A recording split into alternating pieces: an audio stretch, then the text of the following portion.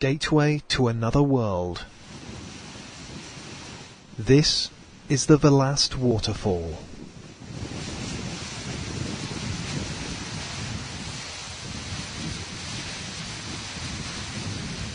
Already the highest in Estonia, now it's gaining even more attention. A powerful sea breeze and sudden low temperatures have seen much of the water freeze to a standstill.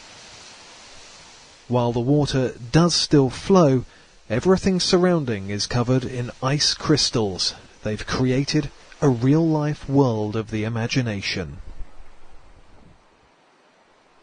Here, characters from dreams come to life.